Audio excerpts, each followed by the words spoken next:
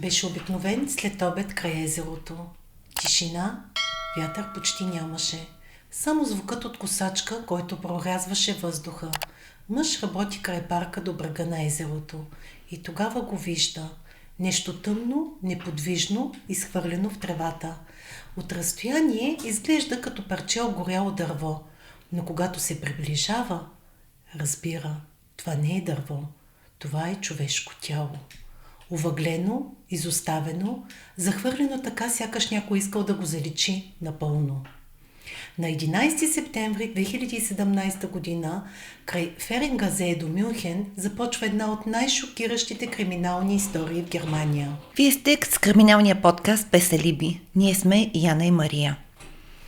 Но тази история не започва в Германия. Тя започва в Чехия. Една нощ, един бар и едно ергенско парти, което изглежда като поредната безгрижна вечер. Шум, алкохол и случайни срещи, които обикновено нямат последствия. Точно там Константин среща Маргарета. Разговорът между тях започва лесно, почти естествено, сякаш се познават отдавна, а малко по-късно същата вечер той отива с нея. За Маргарета това е просто някаква еднократна история или как да си го представим, Яна? Да, Мария, за нея това е една спонтанна среща, нещо, което ще остане в рамките на една нощ и ще приключи още на следващия ден. Но не приключва. След като Константин се връща в Германия, той започва да й пише съобщения, все повече, все по-дълги, по-лични, по-интензивни, докато комуникацията им не се превръща в ежедневие. В един момент той дори изпраща любовно писмо на хартия.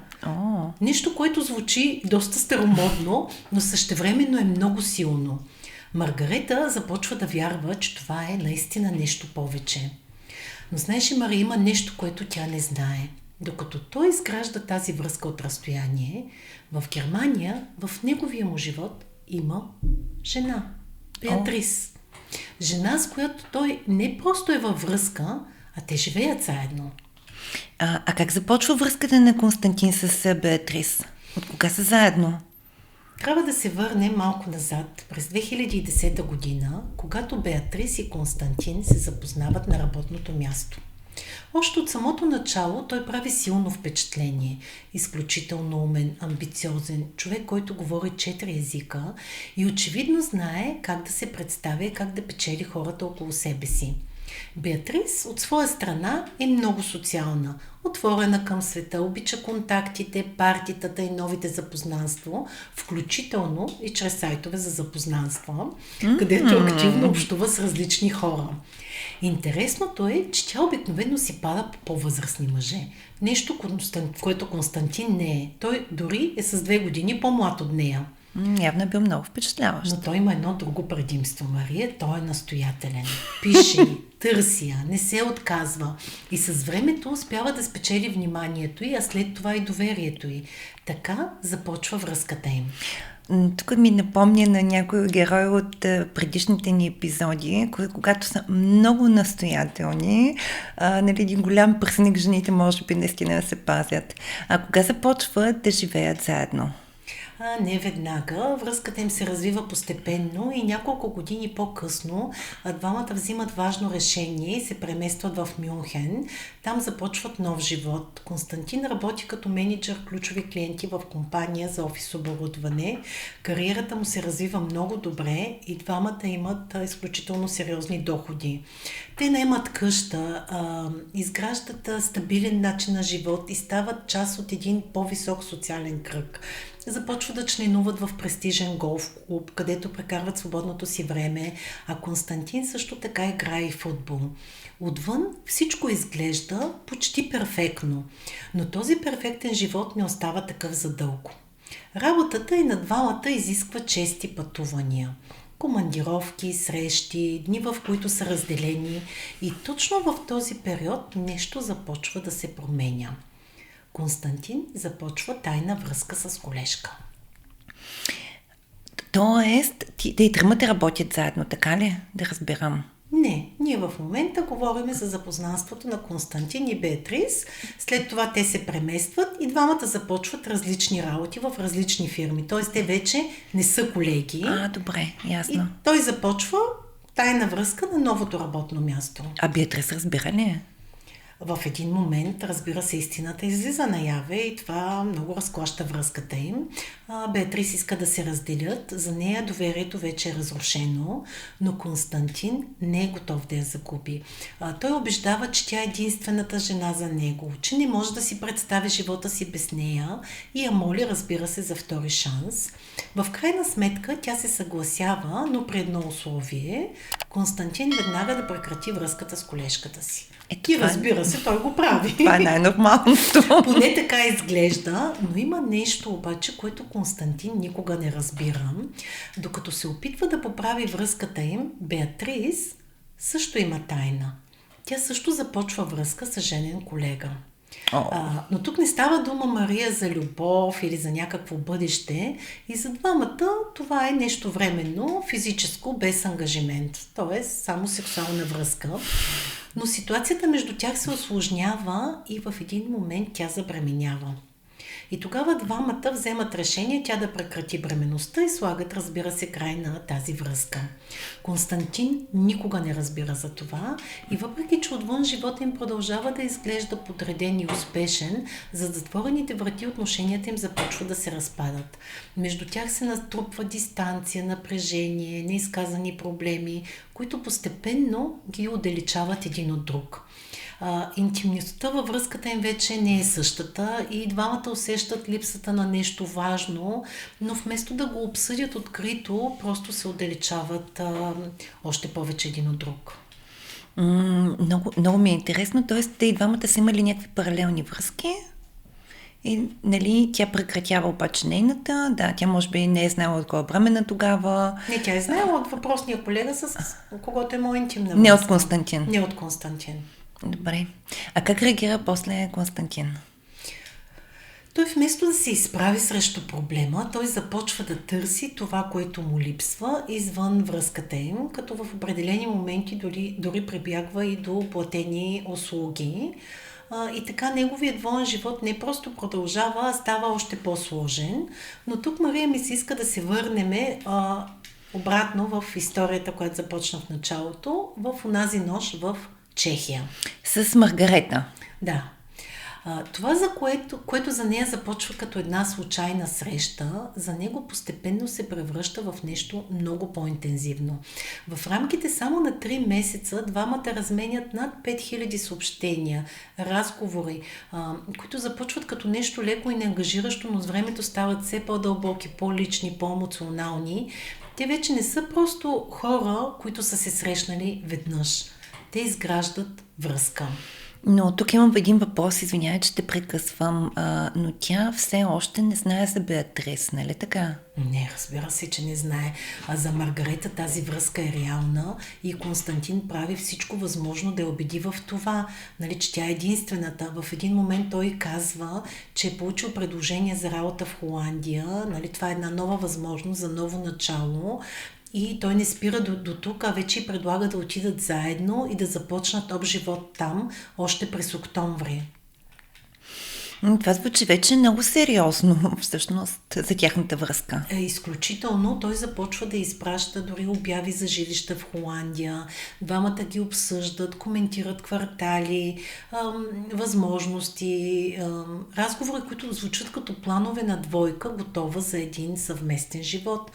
И постепенно Маргарета започва да си го представя. Тя започва да си представя живот с него в друга държава. Едно начало, което изглежда истинско, но има един голям проблем. Докато тя си представя нейното бъдеще с него, в настоящето Константин има един живот с една жена, който не е приключил. И този живот ще се намеси. С времето разговорите им вече не са достатъчни. Всичко, което са изградили чрез съобщенията, започва вече да търси едно реално, нормално продължение. Имам един въпрос. Да. Тоест, те са имали една единствена среща и всичко останало е само съобщение или те често са се срещали? Не са се срещали, не. Добре. И затова Константин прави една следваща стъпка и той предлага тя да дойде при него в Мюнхен.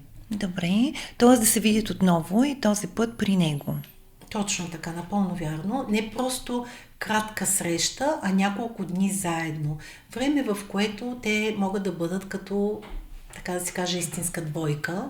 Нещо повече от хора, които си пишат постоянно. Да. За Маргарета това е много вълнуващо. След всички тези разговори, планове и обещания, това изглежда вече наистина като една естествена следваща стъпка и тя приема. Но, Яна, как изобщо това е възможно, нали? Той в крайна сметка живее още с Беатрис. Да, и точно тук ситуацията става наистина сложна, защото за да се случи тази среща, Константин трябва да поддържа и двете реалности едновременно. От една страна съвместния живот с Беатрис, а от друга плановете с Маргарета, които звучат като начало на нов живот. И той вярва, че може да контролира всичко това. Че той може да държи двата свята разделени. Ние знаем, че това почти никога не завършва добре. Имаш право, Мария, и е точно така, защото когато лъжите станат твърде много и когато реалностите започват да се преплитат, е само въпрос на време преди всичко да излезе извън контрол. Но нали разбираш, че за да се случи тази среща, Константин има нужда от точния момент и той го намира. Беатрис заминава в командировка във Франция няколко дни и това е време, в което той ще остане сам в къщата им в Мюнхен. Но има един детайл. Беатрис трябва да се върне в петък. Защото в събота двамата имат ангажимент и това е сватбата на една от най-добрите й приятелки. Колко му е било удобно, нали, да използва този момент, когато тя е била в командировка. Разбираме, че времето всъщност на него му е било много ограничено. Да, и въпреки това, той все пак решава да покани Маргарета, защото това е било за него най-подходящия момент. Казва и да дойде в Мюнхен за няколко дни. Всичко изглежда внимателно планирано, кратък прозорец от време, в който двата му свата няма да се засекат. А тя знае ли за тази сватба? Всъщност, Константин на която трябва да отидат събота. Да, но не знае цялата истина. Константин ни казва, че в събота ще бъде на сватба, но добавя, че тя няма как да дойде с него, защото поканата е била получена още преди да се запознаят. Това наистина е обяснение, което звучи логично и Маргарета го приема. За нея това не е проблем, защото тя вече е фокусирана върху нещо друго. Това, че най-накрая ще го види отново, че ще прекарат време заедно, че всичко, което са изградили чрез съобщенията, ще стане реално. Но най-вероятно реалността, в която, тя иска да влезе, не е тази, която си представя. Не, да. Не си представя точно тази реалност, която влиза. Маргарета пристига в Мюнхен с усещането, че навлиза в нов етап от живота си. Че това не е просто едно кратко посещение, а нещо, което може да се превърне в начало на една истинска връзка. Константин я посреща на гарата, всичко изглежда нормално, усмивки, близост, това познато усещане, което до сега е съществувало само чрез съобщенията, и двамата тръгват към къщата му. Къща, в която той всъщност живее с Беатрис. Тя няма никаква представа за това, нали така? Никаква. За Маргарета това е неговия дом, място, където той живее сам. Когато пристигат, той започва да я развежда из къщата, стая по стая. Сякаш и показва пространството, в което може би един ден биха могли да живеят заедно. Всичко изглежда подредено, спокойно, докато не стига до едно място, и това място е келера. Защо е толкова? Какво се променя там? Какво има в келера? Сред вещите там тя забелязва нещо, което не се вписва, и това е чифт дамски бутуши. Детайл, който веднага поражда въпрос. На кого са? Константин обаче не се колебае. Казва и, че те са принадлежали на неговата приятелка, която е загинала в катастрофа, и че той просто не е намерил сили да се раздели с тези вещи. Звучи доста тежко обяснение. Да, и достатъчно убедително, поне на пръв поглед. Маргарета започва да задава още въпроси, нали, логично се пак тя е жена, опитвайки се да разбере повече за тази история, за тази жена, която очевидно оставила следа в живота му, но Константин поставя граница. Казва и, че не се чувства готов да говори за това, че темата е твърде болезнена и разговорът приключва там.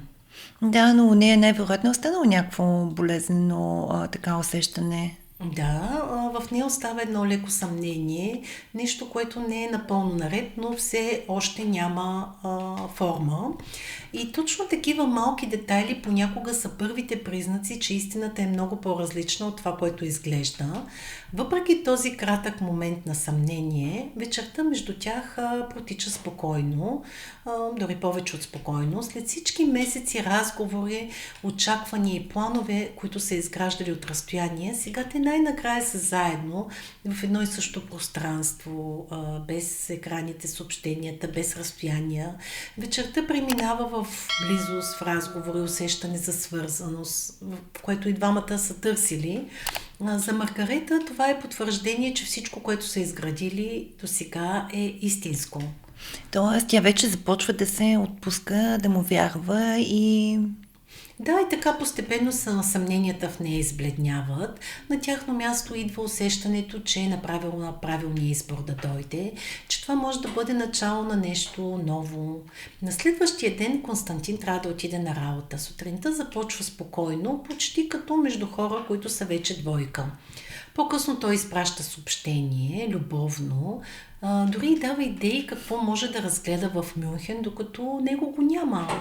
Звучи много сладко и мило. Да, грижовно, внимателно. Точно такова поведение, което още повече затвърждава доверието им.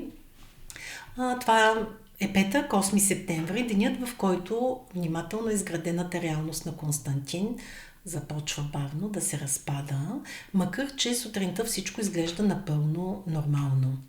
Маргарета излиза сама да се разходи с Мюнхен, следвайки предложенията, които той е изпратил, местата за закуска, гледки, малки детайли от града, които трябва да направят престоя й още по-приятен и да затвърдят усещането, че е желана и обгрижвана. За същото време обаче Константин започва деня си по начин, който ясно показва колко дълбоко е потънал в двойния си живот. Още сутринта той пише на Беатрис, жената с която по принцип живее: "Скъпа, приятен полет, очаквам с нетърпение моето малко шницелче." Така се е обръщал той към нея закачливо. Не знам доколко е приятно някой да те нарича шницелче, но това си е било някаква така между тях, някакви реплики си използвали. Закачка. А почти по същото време изпраща съобщение пък на Маргарета и пише: "Добро утро ти с твоето сънено личице." Нали, пак така закачка към нея. Това са напълно два различни свята, които той се опитва явно да поддържа едновременно. И точно това прави ситуацията толкова опасна, защото докато от една страна той играе ролята на внимателен партньор, който очаква с нетърпение завръщането на любимата си жена, от друга страна изгражда едно усещане за близост и бъдеще с Маргарета и я кара да се чувства така, сякаш тя е единствената. През целия ден той поддържа тази двойна комуникация, като непрекъснато се опитва да контролира най-важния фактор, и това е времето. Той внимателно разпитва Беатрис кога точно ще се прибере, опитвайки се да изчисли колко време му остава преди двата му свята да се сблъскат. И в един момент дори Беатрис го пита: "Вече ти липсвам толкова много ли?" И той кратичко отговаря: "Да", но за този отговор не стои емоция, а страх. Страх, че няма да успее да задържи всичко под контрол. След обеда той пише на Маргарета, че може би е по-добре да остане още малко в града и да се видят по-късно от дома. Привидно незначително предложение, което всъщност показва, че той вече започва да усеща, че ситуацията се усложнява. Защото в този момент той вече знае нещо, което тя не знае. Че по-късно, същата вечер, Беатрис ще се прибере. Т.е. тя ще се прибере по-рано. Точно така.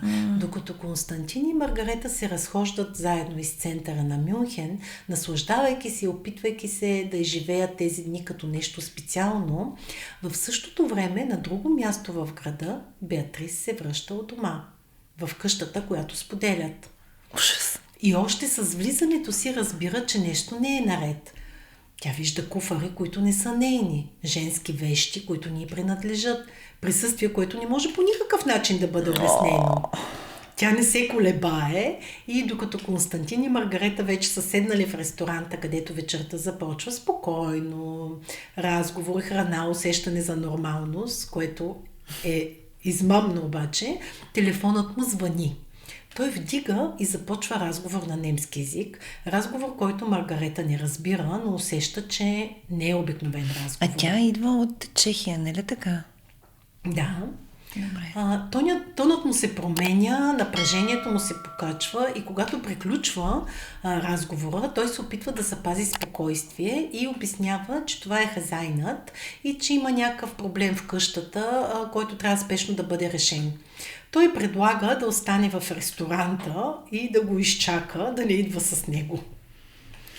Но тя не се съгласява, нали? Разбира се, че не. И точно точно това е моментът, в който всичко започва да се изплъзва от контрола му. Маргарета настоява да тръгне с него, вероятно без да осъзнава колко критично е това решение и въпреки опитите му да я разубеди, тя остава твърда и това, разбира се, го притеснява, защото той знае нещо, което тя все още не знае, че на мястото, към което се насочват, ги очаква истината. И този път тя няма да може да бъде скрита. Когато двамата слизат от метрото, напрежението вече е осезаемо, макар и все още неизказано. Константин спира за момент, обръща се към Маргарета и казва, че е по-добре да го изчака тук, на автобусната спирка, само за малко, докато той отиде да провери какъв точно е проблемът в къщата и да го реши възможно най-бързо.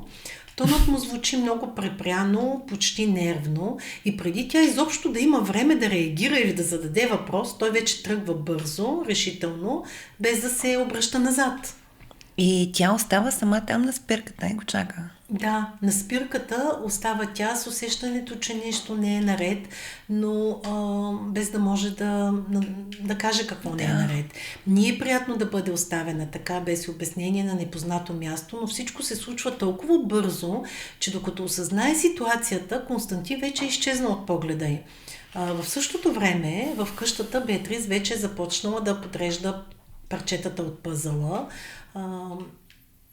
Това, че тя вижда куфара и чуждите вещи е едно на ръка, но тя забелязва нещо много по-лично. Тя вижда, че всички техни общи снимки са прибрани, скрити в килера, сякаш животът им, споделените моменти, връзката им е бил умишлено изтрит. Разбираш, всичко е махнала.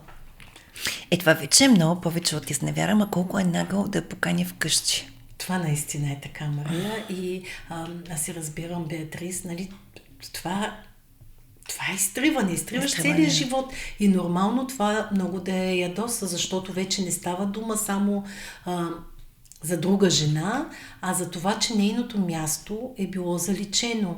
И когато Константин се прибира, атмосферата в къщата е вече нажежена, няма нужда от обяснение, Беатрис знае и не чака. Сблъсъкът между тях започва почти веднага. Разговор, който бързо прераства в скандал, в който се събират всички натрупани напрежения, всички лъжи, всички неизказани истини от последните години. Това е момента, в който всичко просто избухва. Да. Двата свята на Константин най-накрая се срещат и този път няма връщане назад.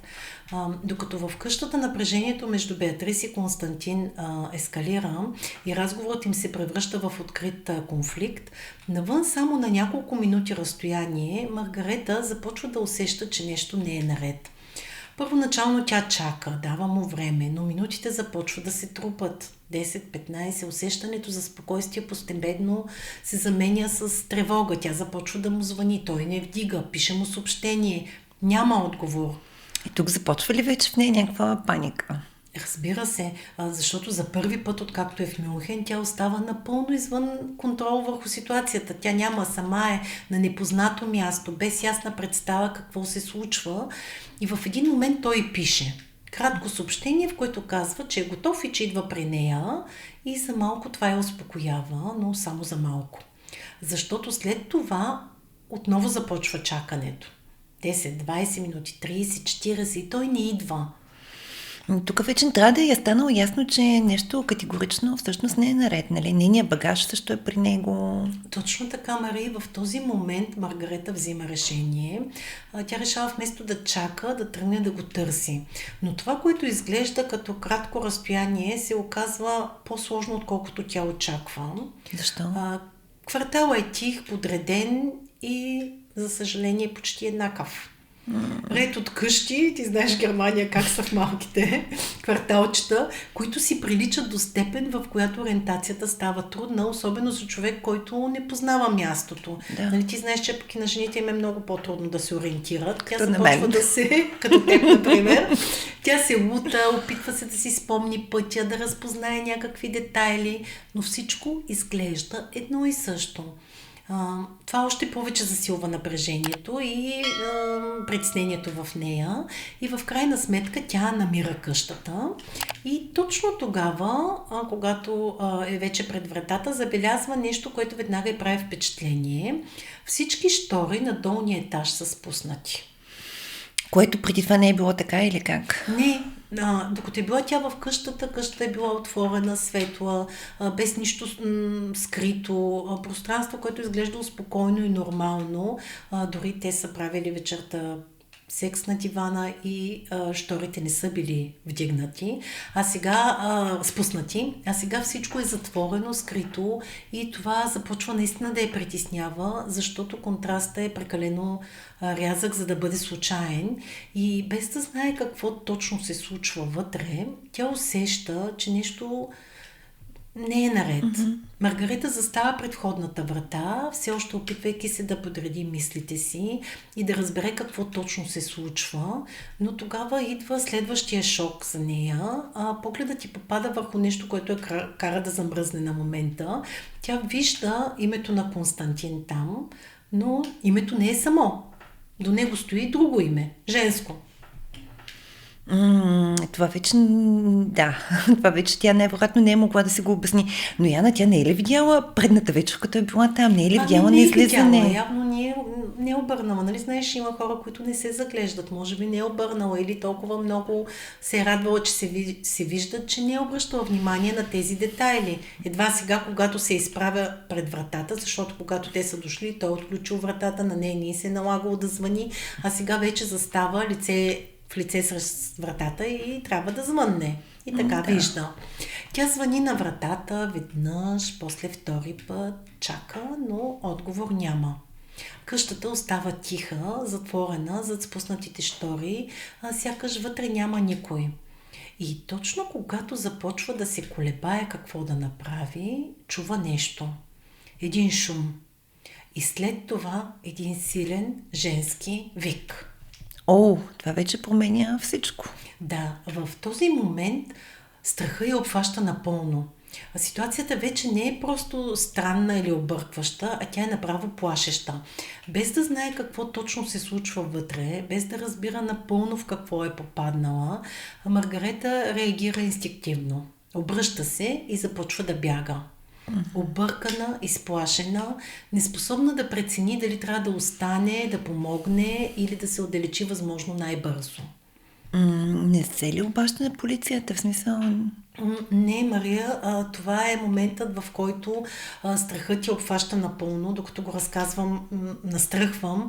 Тя е била само едно за нас дете на 26 години, едно младо момиче без житейски опит.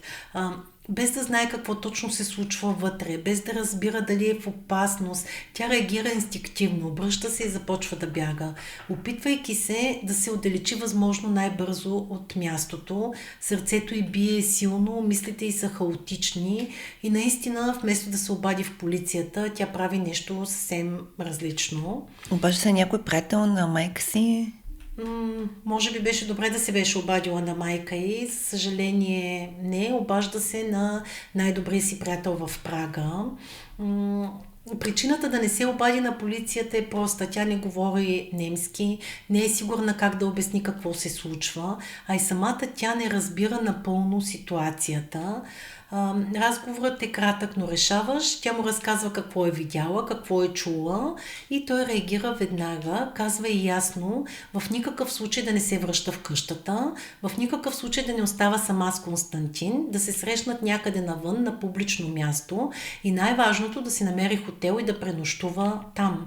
Тоест нейният приятел е усетил, че има някаква опасност и затова й дава такъв адекватен съвет. Да, може би дори повече от нея в този момент е усетил опасността, а Маргарета остава сама в непознат град с усещането, че току-що станала е свидетел на нещо, което не може да обясни, но което със сигурност не е нормално. И въпреки, че се опитва да следва съветите на нейния приятел, тя все още не знае едно, какво точно се е случило в тази къща.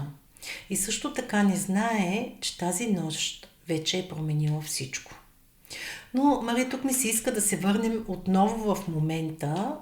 Ние видяхме това, което се е случило с Маргарета, но да се върнем отново в момента, в който Маргарета стои отвън пред къщата, объркана и изплашена, за да видим какво се случва от другата страна на вратата. Между Беатрис и Константин избухва сериозен спор. Не просто поредния конфликт, а сблъсък, в който се събират всички натрупани лъжи, тонът се покачва и емоциите излизат извън контрол. И точно в този момент се звъни на вратата.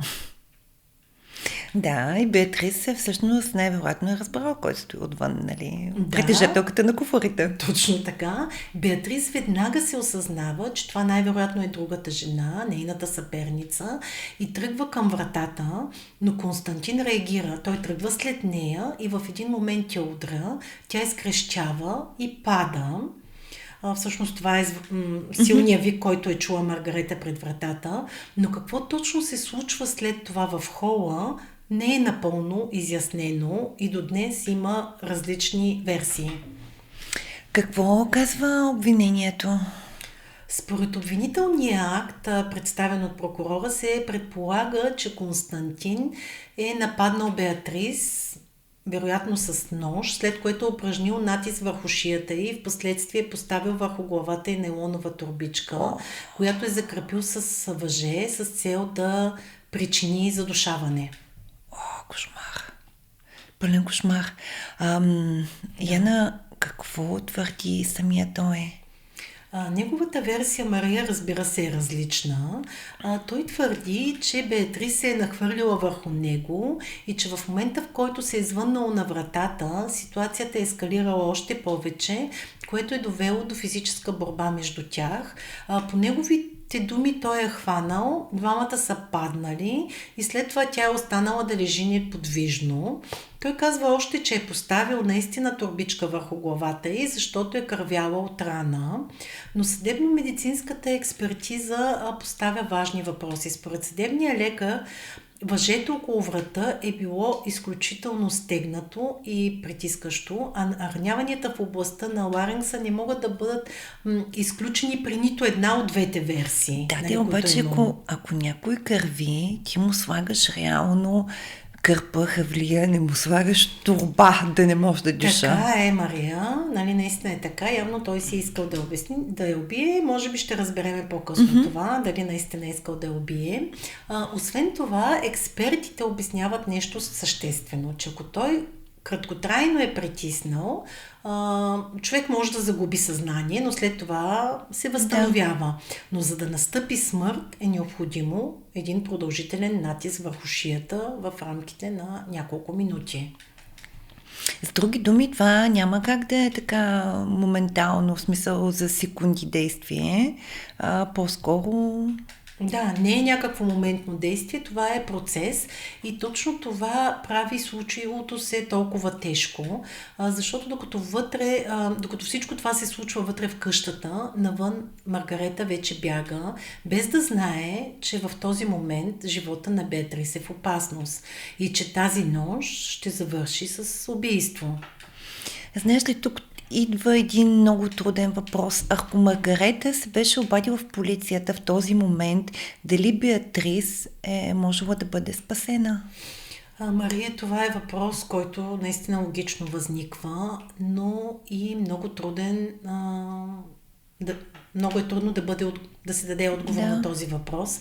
От една страна знаем, че за да настъпи смърт при притискане на шията е необходимо определен период от време. Не става за секунди, за минути, което означава теоретично, че всяка намеса в този интервал може да има значение. Тоест, възможно е да е имало шанс. Възможно е, да, но реалността е много по-сложна. Маргарета не знае какво точно се случва вътре. Тя не говори добре езика. Тя е сама в непознат град, в ситуация, която се развива много бързо и е силно объркваща. Това, което тя чува, е шум и вик. Това е нещо тревожно, но недостатъчно ясно, за да разбере, че става дума за животозастрашаваща ситуация. Да, и невероятно и страха при нея е надделял, затова избягала. Да, в такива моменти хората рядко реагират рационално, те винаги реагират инстинктивно и вместо тя да анализира, тя просто се опитва да се отдалечи от това, което усеща като опасност. Да. Реално това не е пропусната възможност, а просто една човешка реакция. Абсолютно. И въпреки, че въпросът какво би станало ако винаги остава, истината е, че в онзи момент Маргарета просто не е имала информацията, която ние с теб имаме сега и не е знаела, че зад тази врата се случва нещо, което ще завърши трагично. Малко по-късно същата вечер, след всичко, което се случва пред къщата, Константин най-накрая се обажда на Маргарета. Гласът му звучи спокоен, контролиран, сякаш нищо извънредно не се е случило. Той отива при нея и когато тя го вижда, веднага забелязва нещо. И това е, че по шията му има следи от отраскване, а дрехите му са различни, т.е. той е с нов пуловер. Но това вече тя не може да го игнорира, след като нямало го е, някой е викал и така нататък. Пита ли го директно? Разбира се, че го пита. Константин обаче има отговор и той идва много бързо на отговора.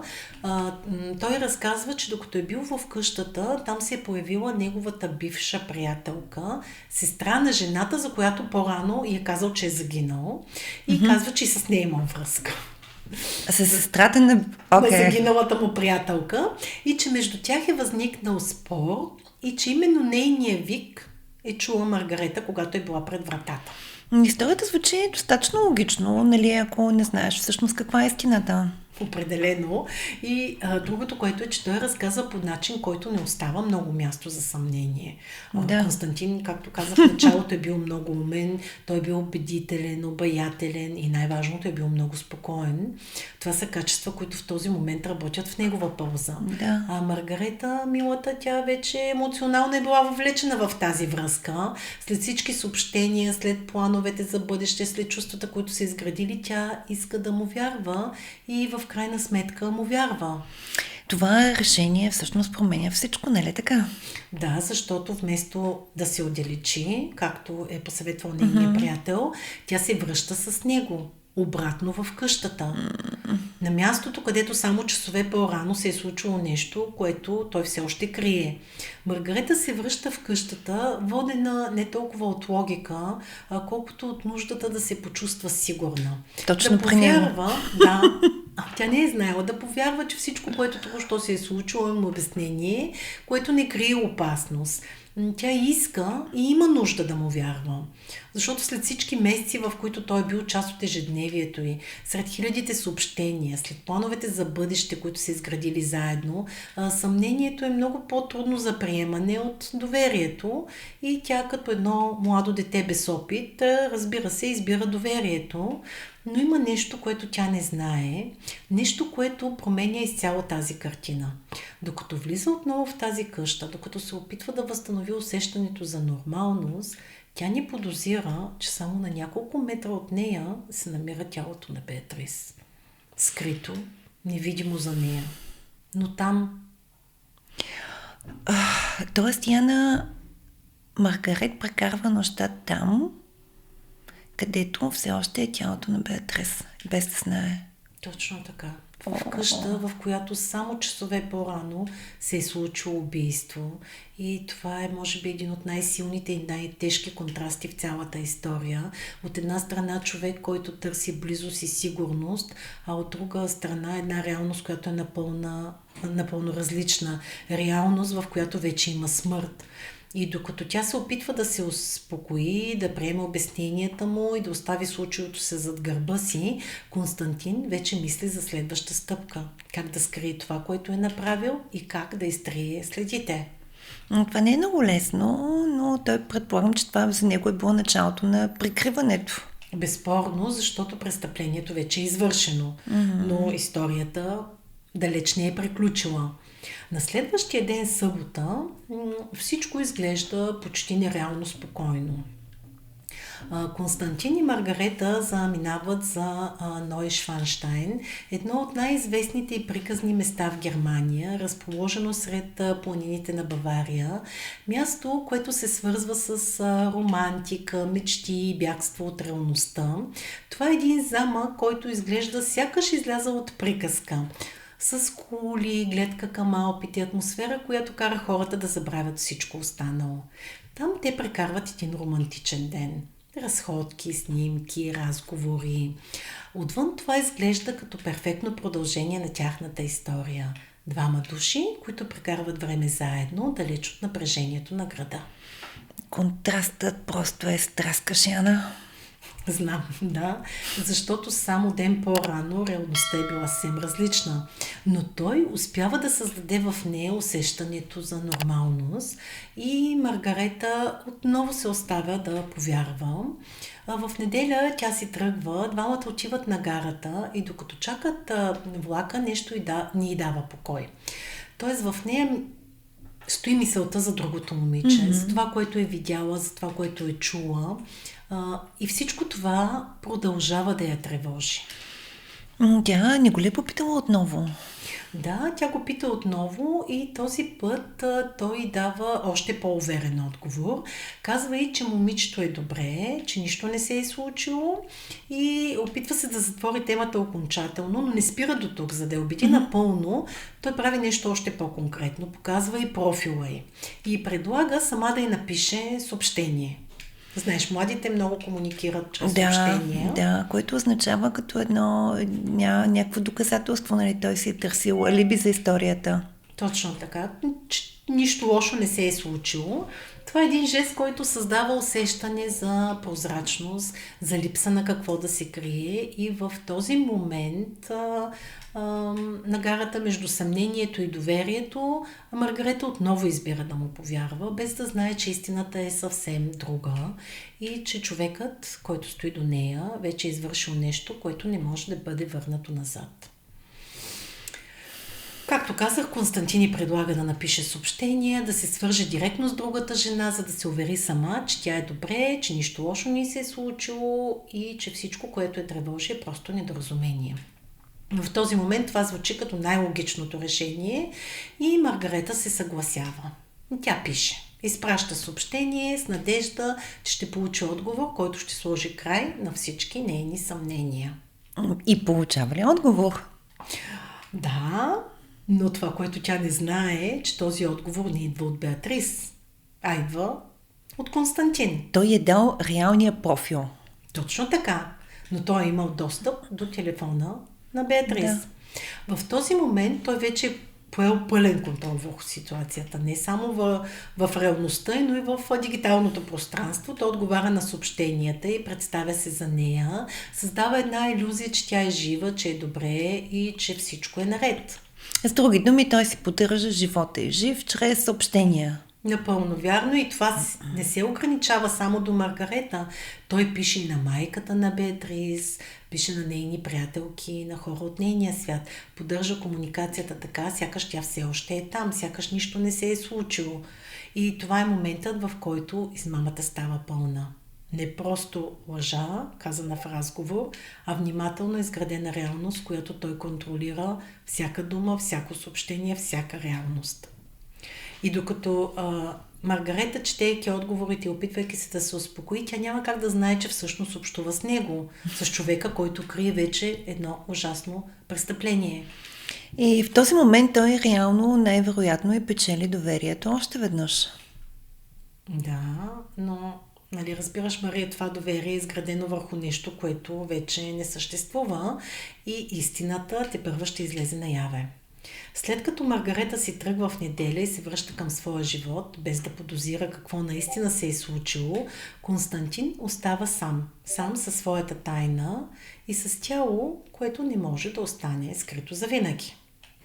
В понеделник той взема тялото на Беатрис и го отнася до езерото Ференгазе, място, където изглежда спокойно, почти безлюдно, сякаш откъснато от всичко останало.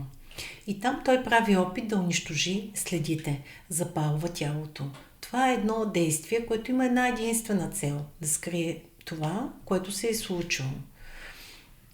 По-късно, същия ден, животът привидно продължава. Константин отново влиза в ролята, която вече добре познава. Той пише на Маргарета, разговорът им звучи нормално, почти ежедневен, както си пишат всеки ден. Тя пита ли го как му е минал деня? Да, тя задава този невинен въпрос, но отговорът е всичко друго, но не и истината. Той казва, че е разчиствал, че е изхвърлил стари неща от килера. Той не е излагал. Колкото е. Да, дори банално да звучи, но точно това прави лъжата толкова силна, защото в този момент, докато той описва деня си като нещо рутинно и без значение, той всъщност говори за нещо съвсем различно. Нещо, което вече не може да бъде върнато назад и може би най-силният контраст в цялата тази история се крие точно тук, между това, което казва и това, което наистина се случва. Но това не е всичко, което Константин прави в този ден. Около обяд той предприема още една стъпка, която на пръв поглед изглежда като загриженост, но всъщност е част от неговото прикриване. Той се обажда в полицията и обявява Беатрис за изчезнала. Тоест, Яна, ако трябва да сме точни, започва да изгражда вече някаква официална версия. Да, в разговора си с полицията той описва събитията по начин, който звучат логично и подредено. История, която трябва да обясни отсъствието и без да буди подозрение. Казва, че в събота двамата са били на разходка до Нойшванштайн, че денят е минал спокойно, нормално, а след това в неделя вечерта, по неговите думи, Беатрис е излязла, за да се види с приятелка и повече не се е върнала. Той казва, че са ходили на замъка в Нойшванштайн с Беатрис, където всъщност той беше с Маргарет. Точно така. Точно така. Тоест, той иска да създаде версия на събитията, която да изглежда убедителна още от самото начало, такава, която да насочи вниманието далеч от него, но в този момент има нещо, което полицията все още не знае. Че човекът, който подава сигнала, вече знае какво се е случило и че това изчезване никога не е било изчезване. В понеделник, късния след обяд, историята започва да излиза извън контрола на Константин. На паркинга край езерото е открито тялото. Ние така започнахме нашата история. Обгоряло, тежко увредено от огъня и много бързо възниква първия въпрос. Коя е жертвата? Полицията вече разполага с информация за изчезнала жена. Това е сигналът, който е подаден по-рано от Константин. И логично започва да правят връзка между изчезналата жена и намереното тяло. Но има един голям проблем. Тялото е толкова силно обгоряло, че визуална идентификация е невъзможна. Няма документи, няма разпознаваеми черти, няма нищо, което да даде бърз отговор. Тогава как разбират коя е? Те правят съдебно-медицинска експертиза. Зъбите са едно от малкото неща, които могат да издържат на такива условия. Затова те са взети за изследване и сравнение с наличните данни. Процес, който отнема време, но който може да даде сигурен отговор. И така, докато Константин вече е започнал да изгражда своята версия за изчезването, разследването започва да се движи в посока, която той не може да контролира. Бавно, методично и все по-близо са полицаите до истината. И точно тук се появява един детайл, който прави цялата история още по-странна и до днес остава без ясен отговор. Какъв детайл, Яна?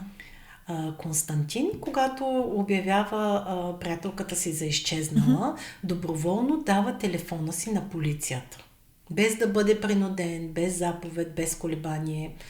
Просто го предава и казва, нали, това е моят телефон, може да ви бъде полезен. Което е доста необичайно, особено когато човек има какво да крие, а той всъщност е имал. Точно това го прави толкова объркващо, защото в този момент телефонът му съдържа огромно количество информация, съобщения, разговори, контакти, комуникация както с Маргарета, така и с Беатрис. Една следа, която може да разкрие много повече, отколкото думите му. И въпреки това той го дава доброволно. Да. И никой не може да каже със сигурност защо го прави това. Дали е подценил ситуацията, дали е вярвал, че ще успее да обясни всичко, или пък е бил толкова уверен в своята версия, че не е виждал никакъв риск. Но едно е сигурно. От този момент нататък разследването вече не разчита само на думи, а на доказателство. И именно в този телефон се крие история, която той не може да скрие. След като получават достъп до телефона на Константин, разследващите започват внимателно да анализират комуникациите му, съобщения, обаждания, контакти, всичко, което може да даде насоки какво се е случило в дните преди изчезването и в деня на изчезването на Беатрис. И още в началото се очертава ясна картина. Има много съобщения между него и Беатрис, но това е нормално, ежедневна комуникация между хора, които живеят заедно, но това не е всичко. Да. Появява се нещо много необичайно. Разследващите забелязват, че има интензивна комуникация с още един номер, т.е. има множество обаждания, но няма нито едно съобщение. А той си е помислил, че най-вероятно като ги изтри. Те няма да разберат, да. Но точно това става много странно на полицаите, защото когато двама души комуникират толкова често, обикновено има и писмена комуникация, някакви чатове, съобщение, нещо, което оставя следа. А тук няма нищо. И това, разбира се, веднага прави впечатление на полицаите. Тази липса на съобщение започва да изглежда не като случайност, а като нещо умишлено, като опит нещо да бъде скрито. И именно това кара разследващите да се фокусират върху този номер и да разберат кой стои зад него. След проследяване и проверка, те стигат до отговор. Телефонът принадлежи на жена от Прага, и това е Маргарета. Тоест, третият човек в тази история вече излиза наяве за полицията. Точно така. И от този момент нататък разследването получава много нова посока. Защото Маргарета не е просто един контакт в телефона му, а тя е човек, който е бил с него точно в дните, когато Беатрис изчезва. И е човек, който може да разкаже какво наистина се е случило. И така с всяка нова информация, с всяка проверка и всяка връзка, която разследващите успяват да направят, подозренията постепенно започват да се насочват към един човек и това е Константин. Човекът, който подава сигнала, човекът, който изглежда загрижен, човекът, който до този момент активно говори и се опитва да съдейства, но тази роля започва вече да се пропуква. В сряда, Мария, представи си, той отива в полицейското управление и причината е съвсем обикновена. Той иска да си вземе телефона обратно, но за разследващите това вече не е просто рутинна среща. Те имат вече достатъчно съмнение, достатъчно въпроси и достатъчно основание да предприемат следващата стъпка. Която е, може би, неговото задържане, или? Да, в този момент те решават да го задържат и с това нещо се променя много рязко. До този момент Константин говори много, обяснява, разказва, опитва се да изглежда като човек, който иска да помогне, но след задържането всичко това изчезва и той спира да говори. Да, това е напълна промяна в поведението и когато си заподозрян, реално имаш право да мълчиш. И той се възползва от това си право. Нали, той се превръща от един активно участващ човек в разговор в някой, който вече отказва да говори. Но мълчанието му в този случай казва много повече от думите му преди това. И за разследващите това е още един сигнал, че човека срещу тях вече не играе ролята на свидетел, а на заподозрян. И тази история, която той ме разказвал, започва бавно да се разпада. Докато в Мюнхен разследването достига до решаващ момент с задържането на Константин, на стотици километри разстояние започва да се оформя още една ключова част от пъзела и това е Маргарета. Но тя вече реално е в Прага, нали? Да, тя е в Прага и почти паралелно с задържането му тя дава първото си подробно обяснение пред полицията в Прага. Разказва за престоя си в Мюнхен, за срещата, за странните обстоятелства около къщата, за звъненето на вратата и за онзи вид, който тя не може да забрави. И това е първият момент, в който нейната гледна точка влиза официално в разследването. Но това е само началото, защото няколко дни по-късно тя се връща. Маргарета е отново в Мюнхен. Тя иска да съдейства и тя идва като свидетел.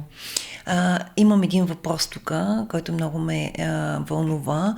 Тя, прибирайки се в Прага, отива доброволно в полицията или тя е била извикана като свидетел по служебен път? Смисъл, инициативно ли е било посещението в полицията или е била извикана?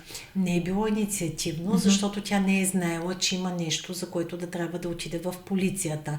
Но когато полицията взема телефона на Константин, стига до нейния номер, така те се свързват с полицията в Прага и тя отива и вече дава обяснение какво се е случило във времето, когато е била в Мюнхен. И сега тя идва вече, тя първо дава пред полицията в Прага и след това идва в Мюнхен вече да даде показания на място и да разкаже всичко, каквото знае и да помогне на разследващите да възстановят всяка стъпка, всеки момент и всяка дума. И именно чрез нейния разказ историята започва да се подрежда напълно от началото до края.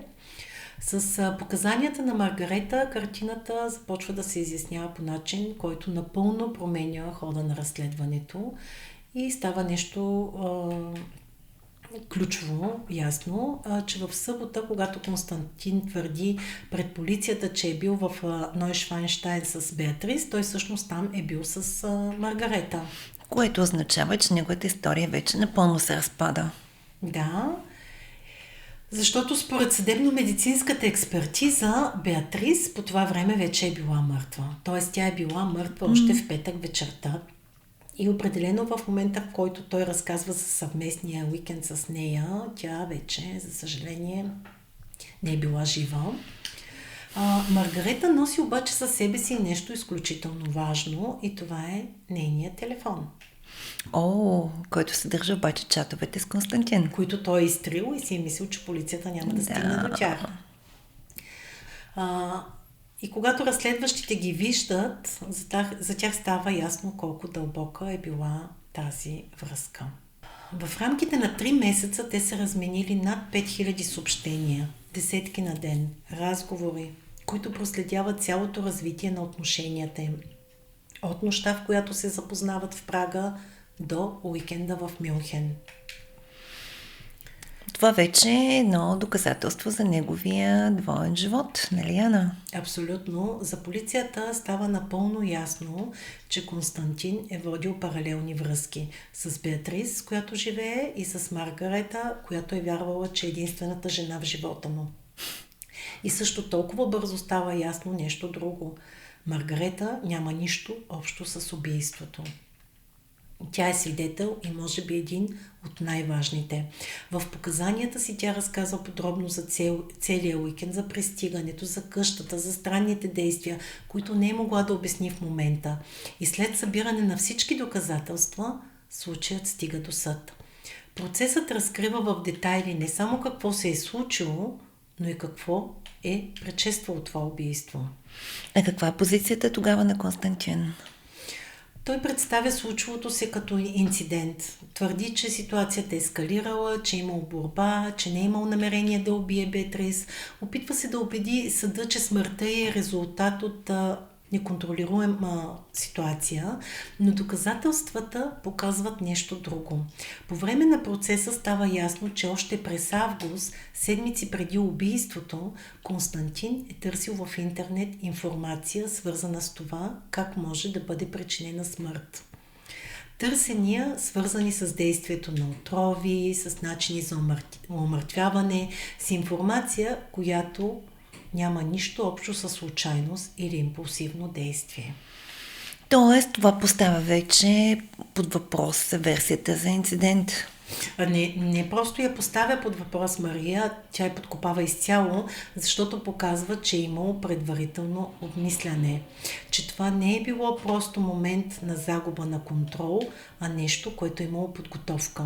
Съдът анализира всички факти, съдебно-медицинската експертиза, дигиталните доказателства, показанията на свидетелите, включително тези на Маргарета, и стига до заключение: това не е инцидент. Това е убийство и Константин е признат за виновен и осъден на доживотен затвор. Присъда, която отразява тежестта на извършеното. Не само самото убийство, но и опита да бъде прикрито, лъжите, които следват, и двойния живот, който стои в основата на всичко. И така историята приключва там, където истината най-накрая излиза наяве. Да. История за контрол, за лъжи, за двойствен живот, който в един момент се разпада. И за решения, които водят до последствия, от които няма връщане. А може би най-силният въпрос, който остава, е колко дълго една лъжа може да изглежда като истина. И колко близо до нея могат да бъдат хората, без да я разпознаят. Това беше всичко от нас за днес. Ако историята ви е била интересна, не забравяйте да се абонирате, за да не изпускате следващи епизоди.